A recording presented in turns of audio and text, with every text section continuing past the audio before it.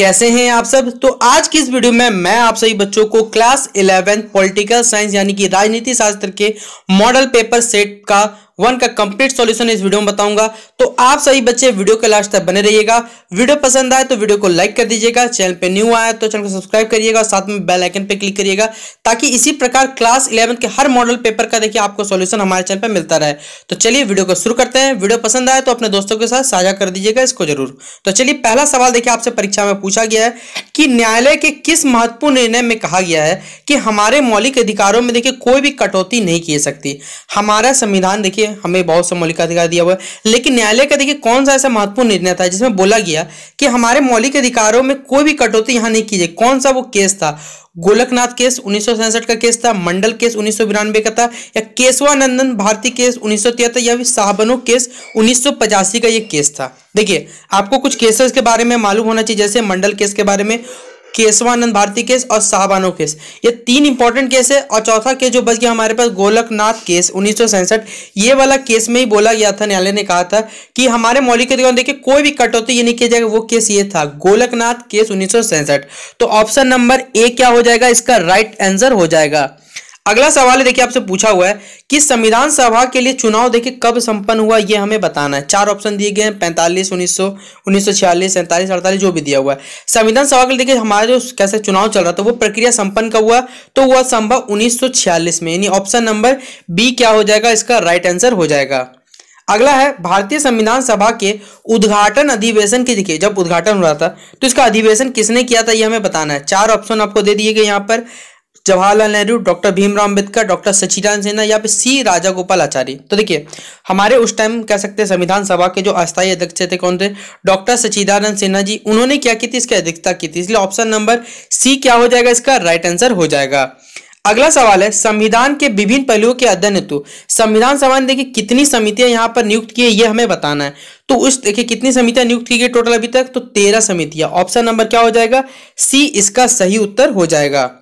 अगला सवाल पूछा हुआ है संविधान सभा का चुनाव निम्नलिखित में से किस आधार पर हुआ था। जो संविधान सभा का चुनाव हुआ था वो समान मताधिकार पर हुआ था, सीमित मताधिकार या वर्गीय मताधिकार या फिर समवर्गीय मताधिकार के आधार पर यहाँ पर चुनाव हुआ था, ये हमें बताना है। तो किस आधार पर हुआ था, समान मत का अधिकार सभी को था, इसी आधार पर देखिए यहाँ चुनाव हुआ था, यानी ऑप्शन नंबर ए समान मताधिकार राइट आंसर हो जाएगा।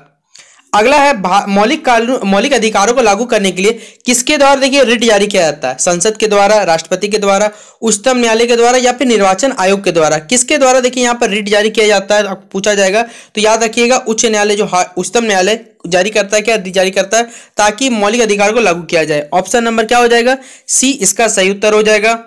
अगला सवाल है निम्नलिखित में से कौन मूल अधिकारों के अंतर्गत नहीं आता, स्वतंत्रता का अधिकार, आपका समानता का अधिकार हो गया, शोषण के विरुद्ध अधिकार हो गया या फिर संपत्ति का अधिकार।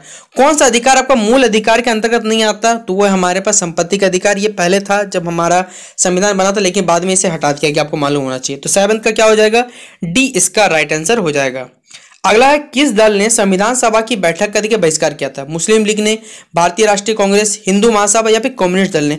तो किन्होंने हमारे कह सकते हैं संविधान सभा की बैठक का बहिष्कार किया था, तो मुस्लिम लीग ने क्या किया था, इसका बहिष्कार किया था, यानी ऑप्शन नंबर क्या हो जाएगा, ए इसका सही उत्तर हो जाएगा। अगला सवाल आपसे पूछा हुआ है कि मौलिक अधिकारों के संशोधन में देखिए मौलिक अधिकार में अगर कोई भी संशोधन करना है इसके लिए सक्षम कौन है, तो याद रखिएगा इसमें कोई भी आप कर सकते हैं। आप बोलिएगा कि राष्ट्रपति कर सकते हैं, प्रधानमंत्री कर सकते, नहीं कोई नहीं कर सकता। देश की संसद में देखिए इसका फैसला किया जाएगा, पहले इसमें मीटिंग बैठेगा, क्या क्या सबके राय हैं जो जाना जाएगा, उसके बाद देखिए यहाँ पर संशोधन किया जाता है। तो ऑप्शन नंबर क्या हो जाएगा, आप खुद सोचिए, 9 का क्या हो जाएगा, डी इसका राइट आंसर हो जाएगा, संसद, पार्लियामेंट जिसे आप कहेंगे इंग्लिश में। फिर भारतीय संविधान के किस भाग में चुनाव आयोग की व्यवस्था की गई है, ठीक है, आपको पूछा किस भाग में, संविधान कौन सा भाग, भाग 15, भाग 14, भाग 16 या भाग 19 में। तो किस भाग में देखिए चुनाव आयोग जो इलेक्शन कमीशन है उसका वर्णन किया गया है वो भाग 15 में। तो ऑप्शन नंबर क्या हो जाएगा, ए इसका सही उत्तर हो जाएगा। अगला है भारत में देखिए किसके चुनाव में अनुपातिक प्रतिनिधित्व चुनाव प्रणाली अपनाई जाती है। देखिए किनके वोट के टाइम में हमें अनुपातिक प्रतिनिधित्व चुनाव प्रणाली अपनाते हैं, राज्यसभा के सदस्य, विधानसभा से राज्यपाल या फिर राष्ट्रपति का जब चुनाव होता है। तो किनके चुनाव के समय हम लोग देखिए अनुपातिक प्रतिनिधित्व चुनाव प्रणाली अपनाते हैं, तो राष्ट्रपति के वोट के समय। तो ऑप्शन नंबर क्या हो जाएगा, डी इसका सही उत्तर हो जाएगा। अगला सवाल है, संसद के दोनों सदनों के संयुक्त अधिवेशन को देखिए कौन बुला सकता है? तो एक ही आदमी बुला सकता है, वो कौन होगा? वो हमारे भारत के राष्ट्रपति बुला सकते हैं। दोनों सदनों के अधिवेशन एक साथ मिक्स्ड क्या होगा, यहाँ पर बुलाया जाएगा, अधिवेशन सेशन किया जाएगा और जो फैसला रहेगा वो करवाया जाएगा। तो 12th का क्या हो जाएगा? बी इसका राइट आंसर हो जाएगा। अगला है हमारे पास, एकल संक्रमण मत प्रणाली जो है ये किसने परिष्कृत किया था? ठीक है, GDH कोल ने, लॉर्ड जेम्स ब्राइस ने, A.V. डाइसी ने या फिर थॉमस हेयर ने। तो एकल संक्रमण मत प्रणाली ये किसके द्वारा देखिए परिष्कृत किया गया था, ये हमें बताना है। तो राइट आंसर हो जाएगा Thomas Hare, option number D इसका सही उत्तर हो जाएगा। अगला सवाल आपसे पूछा हुआ है, एक व्यक्ति राष्ट्रपति पद के लिए अधिकतम, देखिए यहाँ पर पहले बात तो सवाल देना चाहिए था भारत में कह सकते हैं अमेरिका में कहाँ पर ये बोला जा रहा है, ये कंडीशन डिपेंड करता है। एक बार बनेगा, 2 बार बनेगा, 3 बार, कोई सीमा नहीं। देखिए हमारे भारत में कोई सीमा नहीं है, लेकिन अमेरिका जैसे राज्यों में या अमेरिका जैसे देशों में कम से कम मिनिमम 2 बार बन सकता है, उससे ज़्यादा नहीं बन सकता वहाँ भी। भारत में चुनाव कौन कराता है? तो याद होगा मुख्य हमारे पास निर्वाचन आयोग हमारे पास जो हमारा इलेक्शन कमीशन वही क्या करवाते हैं, भारत में वोट करवाते हैं। ऑप्शन नंबर क्या हो जाएगा? सी इसका सही उत्तर हो जाएगा। अगला है फर्स्ट पोस्ट द पोस्ट प्रणाली। ठीक है, फर्स्ट पोस्ट द पोस्ट, ये जो प्रणाली इनमें से कौन प्रत्याशी विजेता था ये हमें बताना है। 50% अधिक जो मत प्राप्त करके प्रथम स्थान पाने वाला, सर्वाधिक मत लाने वाला, देश में सर्वाधिक मत प्राप्त करने वाला दल का प्रत्याशी, या फिर चुनाव क्षेत्र में अन्य प्रत्याशियों से अधिक मत प्राप्त करने वाला मनुष्य। तो इसका राइट आंसर क्या हो जाएगा बच्चों? वो हो जाएगा हमारे पास सर्वाधिक जिसे मत मिलता है वही क्या कहता है, first past the post. Option number B क्या हो जाएगा? इसका राइट आंसर हो जाएगा। अगला सवाल है क्वेश्चन 17, किस संवैधानिक संशोधन द्वारा भारत में देखिए जो हमारा वोट देने का अधिकार था पहले 21 था लेकिन उसे 18 कर दिया गया।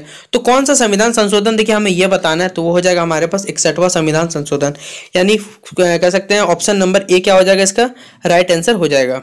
अगला सवाल है हमारे पास, चुनाव के शासन में राज्य के शासन में केंद्र का प्रतिनिधि किसे कहा जाता है? देखिए जब राज्य का प्रशासन उस टाइम केंद्र का जो प्रतिनिधि होगा उसे हम लोग क्या कहते हैं? मुख्यमंत्री, राज्यपाल, विधानसभा या उच्चतम न्यायालय। तो कौन होगा? राज्यपाल। ऑप्शन नंबर क्या हो जाएगा? बी इसका सही उत्तर हो जाएगा। अगला सवाल है, भारत में देखिए मनोनयन करने का अधिकार किसको दिया गया है? यहाँ पर मनोनीत करने का अधिकार बेसिकली पूछ रहा है। तो किसको यहाँ पर अधिकार दिया गया है? वो हमारे देश के राष्ट्रपति को। लोकसभा में देखिए 2 सीटें, ये 545 से 500 ठीक है, और 2 सीटें मनोनीत कर सकते हैं। तो ऑप्शन नंबर क्या हो जाएगा? ए इसका राइट आंसर हो जाएगा। फिर किस देश में सूची प्रणाली प्रचलित होती है? यहाँ पर स्विट्जरलैंड, जर्मनी दोनों या अमेरिका। तो कहाँ पर देखिए सूची प्रणाली कह सकते हैं प्रचलित होती है? वो होगा कौन सा देश? वो दोनों ही देश होगा, स्विट्जरलैंड भी जर्मनी भी। इसलिए ऑप्शन नंबर सी, ए और बी दोनों सही उत्तर है। अगला सवाल है हमारे पास, कोई मंत्री, देखिए यहाँ पर एक ऑप्शन छूट गया है कि जो सांसद या सांसद देखिए अभी वर्तमान में चल रहा है, जो सांसद विधेयक नहीं है उसे कितने समय में देखिए कोई भी जगह का सांसद विधेयक हो जाना चाहिए? तो याद रखिए 6 माह के अंतर्गत उसे कोई भी जगह से वोट करवा के उसे सांसद या विधायक का पद लेना पड़ेगा, तभी वो मंत्री बने रह सकता है, वरना नहीं पाए। इसलिए ऑप्शन नंबर क्या हो जाएगा? बी इसका राइट आंसर हो जाएगा। फिर भारत में देखिए किसी विधेयक को धन विधेयक कौन प्रमाणित करता है ये हमें बताना है। राष्ट्रपति, प्रधानमंत्री या लोकसभा का अध्यक्ष या फिर वित्त मंत्री। तो कौन प्रमाणित करता है ये हमें बताना है। तो क्या हो जाएगा? लोकसभा के जो अध्यक्ष है वही करेंगे। फिर भारत में लोकसभा का जो अध्यक्ष है वो क्या मनोनीत किया जाता है, चयनित किया जाता है, निर्वाचित किया या नियुक्त किया जाता है? तो कौन होता है यहाँ का अध्यक्ष? तो वो निर्वाचित किया जाता है। ऑप्शन नंबर क्या हो जाएगा? सी इसका सही उत्तर हो जाएगा। अगला सवाल आपसे पूछा हुआ है कि उच्च न्यायालय में देखिए न्यायाधीशों की अवकाश आयु, मतलब देखिए उनको रिटायरमेंट का एज कितना रखा गया ये हमें बताना है। तो ये तो आप लोग आराम से बता दीजिएगा, 65 वर्ष, उससे ज़्यादा नहीं रखा जाएगा। ऑप्शन नंबर क्या होगा? सी इसका सही उत्तर हो जाएगा। फिर विधान परिषद के सदस्य कितने वर्षों के लिए देखिए निर्वाचित किए जाते हैं ये हमें बताना है। तो ये भी याद रखिए कितने वर्षों के लिए? 6 वर्ष के लिए ये निर्वाचित होते हैं। तो ऑप्शन नंबर क्या होगा? डी नंबर इसका राइट आंसर टिक कर लीजिएगा आप लोग, सही जवाब। अगला सवाल आपसे पूछा हुआ है कि निम्नलिखित में से कौन सा समवर्ती सूची का विषय है? देखिए विवाह और तिलक, विदेशी ऋण, जेल या बैंक। तो देखिए समवर्ती सूची आप मालूम होगा, राज्य सूची, केंद्र सूची, संघ सूची। ठीक है, 3 प्रकार की लिस्ट आते हैं हमारे पास, स्टेट लिस्ट, सेंट्रल लिस्ट और कंकरेंट लिस्ट। तो समवर्ती सूची का देखिए इनमें से कौन सा विषय है ये हमें बताना है। तो कौन सा विषय हो जाएगा? वो हो जाएगा विवाह और तिलक। ऑप्शन नंबर ए इसका क्या हो जाएगा? राइट आंसर हो जाएगा। अगला कहा, किसने कहा कि भारतीय संविधान देखिए अर्धसंघात्मक है? ये याद रखिएगा, इस सवाल एग्जाम में पूछा जाता है। तो ऑप्शन नंबर डी क्या? केसी वियर इसका राइट आंसर हो जाएगा। फिर अगला, भारत के किस राज्य में देखिए सर्वप्रथम पंचायती राज की स्थापना हुई थी ये हमें बताना है। तो भारत का कौन सा राज्य था? तो वो था राजस्थान राज्य। ऑप्शन नंबर क्या होगा? ए इसका सही उत्तर होगा। फिर अगला सवाल है, भारत को देखिए, भारत में सुदृढ़ केंद्र के साथ संघीय ढांचा का विचार जो है ये कहाँ से लिया गया था? अमेरिका, ऑस्ट्रेलिया, कनाडा या जर्मनी? तो ये जो दिमाग कह सकते हैं, ये आइडिया है कहाँ से लिया गया था बेसिकली, तो ये लिया गया था कनाडा से। ऑप्शन नंबर क्या होगा? सी इसका सही उत्तर हो जाएगा। भारत में देखिए कुल कितने उच्च न्यायालय है? देखिए मैं आपको बता देता हूँ, ये सवाल थोड़ा ट्रिकी है। बोले क्यों? क्योंकि अभी वर्तमान में देखिए न्यायालय की संख्या अगर सर्च करिएगा इंटरनेट पे 25 है, लेकिन ये एनसीईआरटी के अकॉर्डिंग यहाँ पर उत्तर दिया हुआ, मैं आपको पहले बता देता हूँ, ये एनसीईआरटी के अकॉर्डिंग तो वहां पर दिया हुआ 21, से ऑप्शन नंबर क्या हो जाएगा? बी इसका राइट आंसर होगा। फिर प्लूटो ने अपनी किस पुस्तक में देखिए न्याय संबंधी अवधारणा की व्याख्या की? तो उस बुक का नाम क्या है? उसका नाम है द रिपब्लिक। ऑप्शन नंबर क्या होगा? डी इसका सही उत्तर हो जाएगा। फिर प्राचीन भारतीय समाज में न्याय का देखिए संबंध था किससे? शांति से, शक्ति से, धर्म से, सम्मान से? तो उस समय देखिए न्याय का संबंध किससे होता था, यह हमें बताना है। तो वो धर्म से कह सकते संबंध रखता था। तो ऑप्शन नंबर क्या होगा? सी इसका सही जवाब हो जाएगा। फिर फुटपाथ पर रहने वाले बुनियादी जरूरतों की पूर्ति के लिए संघर्ष करने वाले व्यक्ति के लिए किस अधिकार का देखिए यहाँ पर कह सकते हैं मूल्य नहीं है? कौन सा अधिकार? यहाँ 4 आपको ऑप्शन दे गए हैं और यहाँ से पूछा कौन सा नहीं है, तो वो है हमारे पास आर्थिक आधार। ऑप्शन नंबर क्या होगा? सी इसका सही उत्तर हो जाएगा। 33 का सी आर्थिक अधिकार टिक कर लीजिएगा।